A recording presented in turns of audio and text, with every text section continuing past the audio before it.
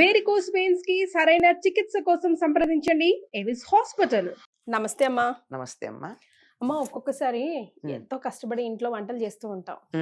పుసుక్కున మనకు అనిపిస్తుంది, మన హస్బెండ్స్ అయినా ఎవరైనా ఇంట్లో వాళ్ళు అంటూ ఉంటారు, ఎంతైనా మా అమ్మ చేసిన వంట వేరే, మా నాన్నమ్మ వినంగానే కొద్దిగా చూపు అనిపించిన మన మనసులో కూడా ఉంది కదా. ఉంది, నిజమే అనిపిస్తుంది. నిజంగానే వాళ్ళు అసలు ఏం చేయకపోయినా ఎంతో రుచి, మనం ఎంత చేసినా కొంచెం ఆ రుచి ఆనది అనిపిస్తుంది కొన్నిసార్లు. నిజమేనమ్మా. అయితే కొన్ని ఇప్పుడు మా అత్తగారు ఉన్నారు, ఫర్ ఎగ్జాంపుల్ పోపు పెట్టేటప్పుడు బుస్ అనాలి, బుస్ అనకపోతే అసలు వేస్ట్ టేస్టే కాదు అంటది. మేబీ అందులో ఏదైనా సీక్రెట్ ఆమె రెసిపీ దాగుందేమో నాకు తెలియదు. బుస్ అంటే నూనె కాగిన రావాలి, చల్లారిపోయాక వేస్తే నిజంగానే తొందరగా ఆ పప్పు ఆ కూర పాడైపోతుంది, పచ్చడు. అట్లా థంబ్ రూల్స్ కొన్ని ఉంటాయి వంటలు చేసేటప్పుడు, అవేంటో మీ ద్వారా నేను తెలుసుకోవాలి. ఇప్పుడు బాగా పాతకాలపు వాళ్ళు వంటలు చేస్తూ ఇంట్లో పిల్లలకి చిన్న చిన్న రూల్స్ చెప్తూ ఉండేవాళ్ళు. అవును. ఏమిటి అట్లాంటి వాటిల్లో ఒకటి రెండు గమనించినట్టయితే, సంప్రదాయమైన ప్రాచీన బ్రాహ్మణ కుటుంబాల్లో అమ్మ అసలు మీరు మంచి cook, are you a good cook? I was. You was. Okay, super. అర్థమైంది కదా. ఇప్పుడు చేయట్లేదు కదా మీరు? చెయ్యట్లేదు. టైం ఎక్కడది రా. ఇప్పటికెప్పుడన్నా వాళ్ళకి ఒక స్పెషల్ ఐటమ్ ఎప్పుడన్నా తినాలన్నా మనవాడికి కానీ మా అమ్మాయిలకు కానీ అనిపిస్తే అప్పుడు వాళ్ళు, అమ్మ మేము వస్తాం పలాంది చేయంటే చేస్తున్నా. కానీ ఒకప్పుడు 10 మందికి చేసినప్పుడు ఉండే రుచి ఒక్కళ్ళ కోసం చేసుకుంటే ఉండదమ్మా. ఉండదు, అది నిజం. అది నిజం. చెయ్యాలన్న ఇంట్రెస్ట్ ఉండదు. పైగా నన్ను మా పిల్లలు కూడా పాడు చేశారు. ఎట్లాగంటే వాళ్ళు ఎప్పుడు వచ్చినా నువ్వేం చేసుకుంటావులే అమ్మా అని చెప్పి వాళ్ళే ఏదో ఒకటి తీసుకొచ్చి ఇవ్వడాలి. అట్లాంటివి అంటే పిల్లలు వాళ్ళు ప్రేమతో చేశారనుకో అని చెప్తూ ఉంటున్నాను. అట్లా ఇప్పుడైతే కాదమ్మా. నేను మళ్ళీ నాకు డౌటే, వాళ్ళు అడిగితే కూడా పూర్వంలాగా చేయగలుగుతానా లేదా అన్న అనుమానం కూడా వస్తుంది. అట్లా ఉండేది.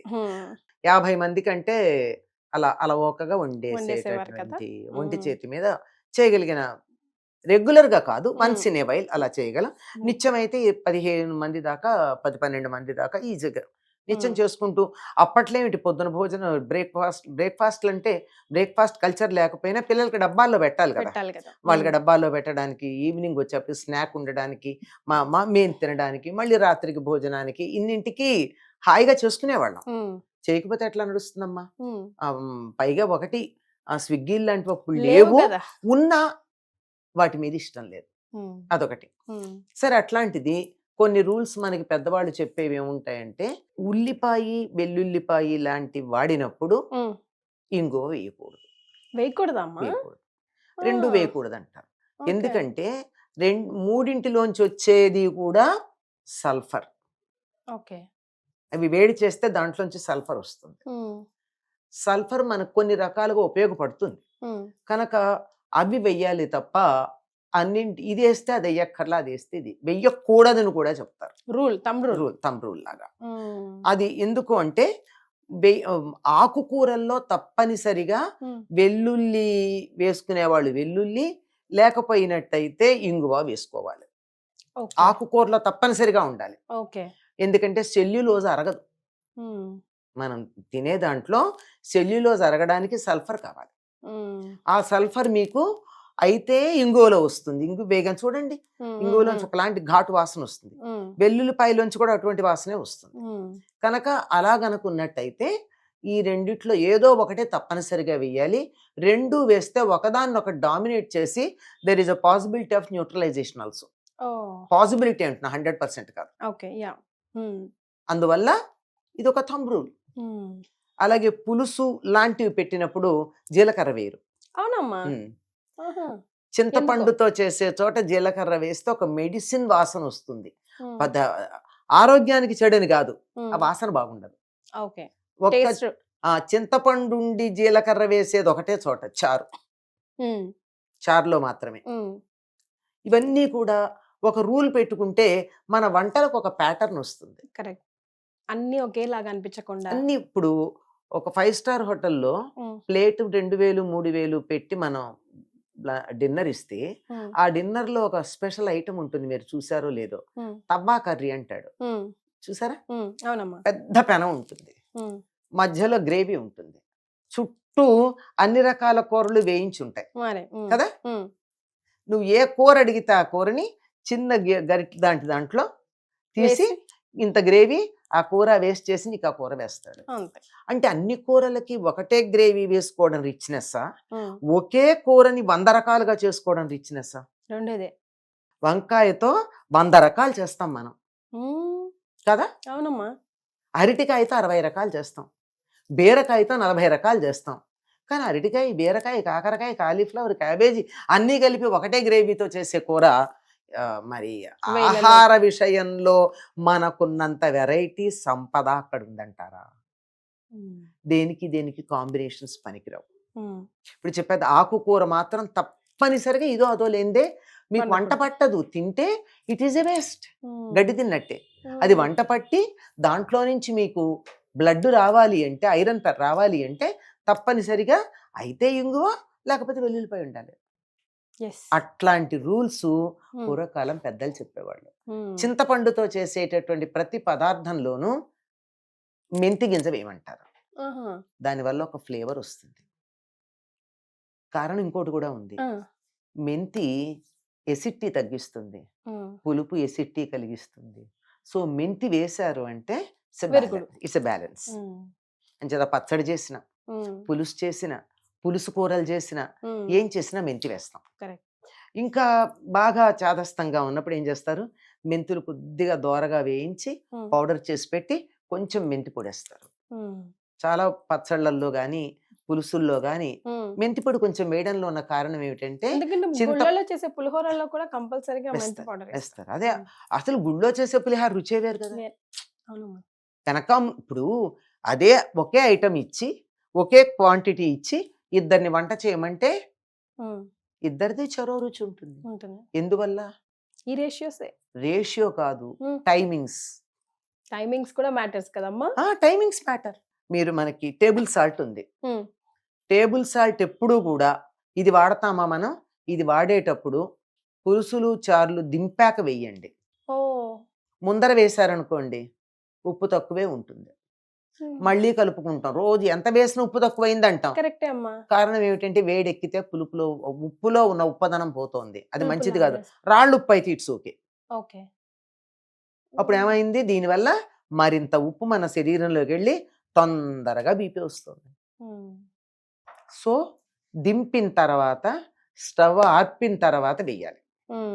కొత్తిమీర వేసేటప్పుడు కూడా అంతే, స్టవ్ ఆర్పిన తర్వాత వేస్తేనే ఫ్లేవర్ ఉంటుంది, ముందేస్తే ఉండదు. ఇలాంటివి చిన్న చిట్కాలు ఇవి, they matter and they give a different flavour.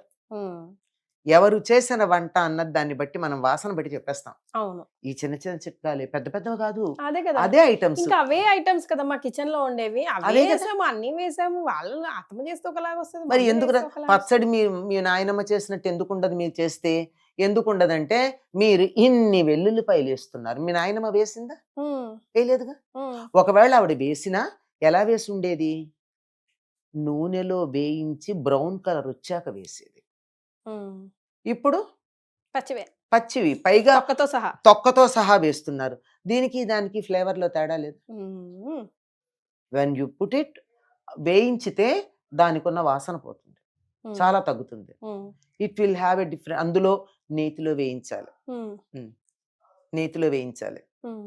లేదంటే వెల్లుల్లిపాయకి వాసన లేకుండా ఉండాలి, తినాల్సిన అవసరం వచ్చింది బాలెంతలు వాళ్ళు అంటే, నాకు ఈ వాసన పడటం లేదు అంటే ఏం చేయాలో తెలుసా?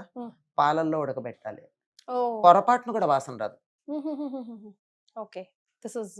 దాని పేరు ఏమిటో తెలుసా? దాని పేరు ఏమిటో తెలుసా? లసన్ అంటారు హిందీలో. లసన్ అన్న దానికి మూలం రసోణము.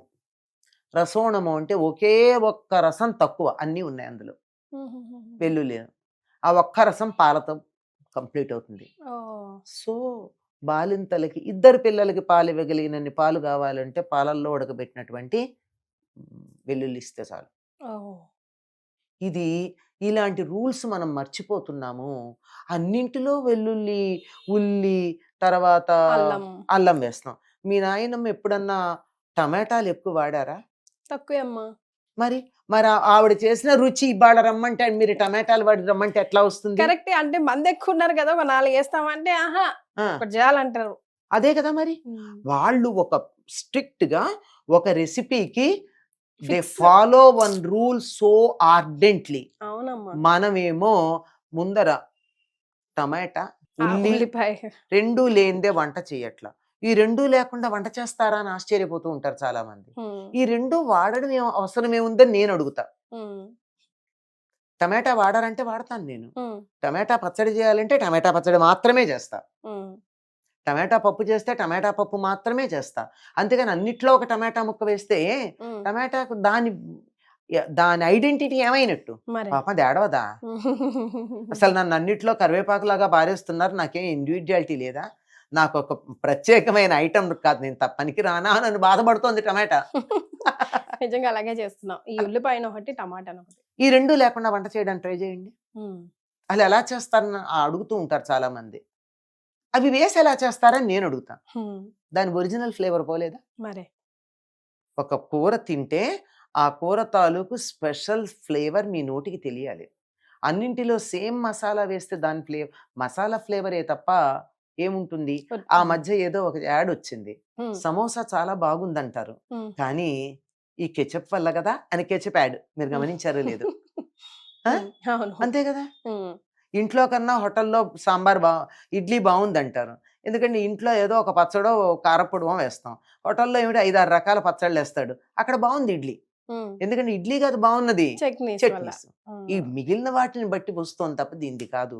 కనుక ఒరిజినల్ గా కావాలి అంటే ప్రతి దానికి it should have its own original flavour. అది చంపేసేటట్టుగా మనం చేయకూడదు. మీ నాయనమ్మ చేసిన పచ్చళ్ళలాగా ఉండాలంటే టమాటా వేయకండి, వెల్లుల్లిపాయ వేయకండి, ఉల్లిపాయ. అసలు పచ్చళ్ళు ఉల్లిపాయ ఎందుకు వేస్తారు నాకు అర్థం కాదు. పచ్చడికి సంబంధించిన ఐటమ్ కాదు అది. అన్ని అయ్యాక పచ్చుల్లిపాయ వేసి చివరగల నొక్కండి అంటున్నారు. ఈ మధ్య చూశాను నేను. ఇది అసలు పచ్చుల్లిపాయ చివరి వేసి చేయాల్సిన పని ఉంది. పూర్వకాలం ఏదో పిల్లలు గోంగూర పచ్చట్లో గాని, అంటే గోంగూర వేడి చేస్తుందని చలవ చేయడం కోసం ఉల్లిపాయ అంటే పచ్చుల్లిపాయ కొరుకు తినేవాళ్ళు. ఆ టేస్ట్ పోతోంది కదా ఉల్లిపాయ మీరు పచ్చట్లో వేసి, ఎందుకు చెడగొడుతున్నారు? ఇప్పుడు ఎన్ని వెరైటీలు ఉంటాయో మీరు విడివిడిగా చేస్తే, అన్నిట్లో అన్ని వేసేసుకుంటే వెరైటీనే లేదు. ఇందాక చెప్పా తవ్వా కర్రీలో తయారవుతున్నాయి ప్రతిదీ తవ్వా కర్రీని. ఒక్కొక్క అత్తగారు వెరీ గుడ్ ఐటమ్ ఎక్కువ వాడేవారు కదా, వస్తువులు ఏం లేకపోయినా మేనేజ్ చేసేసేవారు. ఆవిడ కొన్నింట్లో శనగపప్పు వాడేవారు కాదు, కొన్నింట్లో మినపప్పు వాడేవారు, మినపప్పు అన్నిట్లో వాడేవారు. శనగపప్పు దీనికి రుచి ఉండదమ్మా, పాడైపోతుంది అనేవారు. అట్లా ఎందులో కొంచెం చింతపండుకి ఇంత బెల్లం వేయాలి, కొన్నిట్లో ఎందుకు వేయకూడదు, ఆవిడ ఎక్స్ప్లెయిన్ చేసి చెప్పేవారు. మరి ఆ రుచి అన్నిట్లో అన్నీ వేసేసి చేస్తే ఏమొచ్చింది? తవ్వా కర్రీనే కదా. కరెక్ట్. అంచేత మీ నాయనమ్మ గారు చేసిన పచ్చడి రుచి కావాలంటే ఆవిడ రెసిపీ వాడండి, యూట్యూబ్ని ఫాలో కాకండి. ఇప్పుడు ఇది కూడా నేను చెప్పింది ఫాలో కాకండి, మీ నాయనమ్మని ఫాలో అవ్వండి. థ్యాంక్ యూ సో మచ్ అమ్మా. నమస్తే.